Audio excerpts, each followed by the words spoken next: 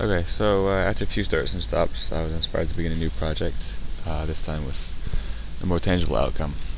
And so, I had a conversation with a friend of mine. Her sister's going to be graduating and wanted to make something. So, got the idea to sort of turn an image into a series of vector paths that we can convert into like a laser cut file, which ended up being actually a lot easier than I expected. Just surface, slider, divide the surface, run it through the image.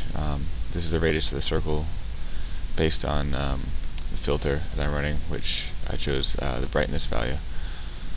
So this ended up being pretty simple, sort of playing around with like the density of the grid and the radius of the circles to, in the end, sort of generate curve-based geometry that could then be sort of laser cut and viewed as an image.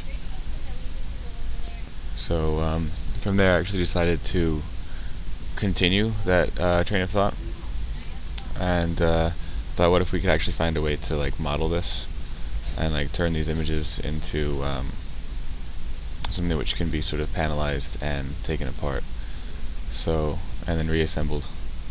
So I'm using a slightly different image this time because it shows the texture a bit better, but it's sort of the same idea of taking that image, running it through a series of sort of moves, like taking vectors of it, moving the vectors vertically, through a z-axis, creating a grid, so that in the end we have that surface, and I panelize the surface by subdividing it, and the height comes from the again, the same idea of the value, the brightness value of the image. So you can see like the original image is these sort of like broken stones, and what we're coming up with is a really powerful sort of texture map of those stones. So okay, so we've got our panel system in place, and the next step then is to take those panels and pull them out, flatten them, and eventually give them like a numbering and naming system. So I have managed to pull the panels out using the same frame idea as before. So let me just sort of re-enable these.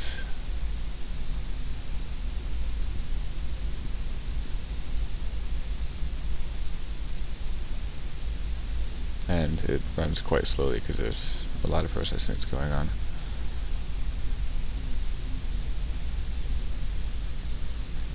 Okay, so I had to rerun the parametrics on this to reduce the data a little bit because it was crashing out on me.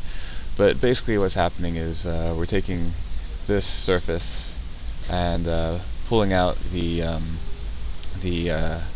subframe and just flattening it out, turn the normals perpendicular to the working surface, and these are actually every single one of the triangles that is existing here, and they're pulled out so they can be like manufactured.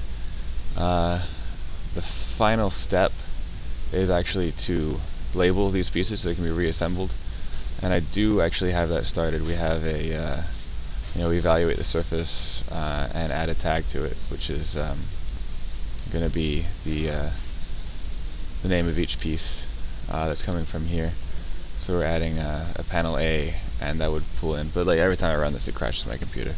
So anyway, this is the project I'm working on right now, which is sort of beginning with that first sort of laser cut file image and then trying to turn it into a buildable model.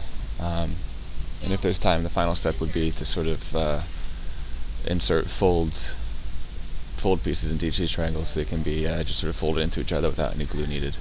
Alright, thanks.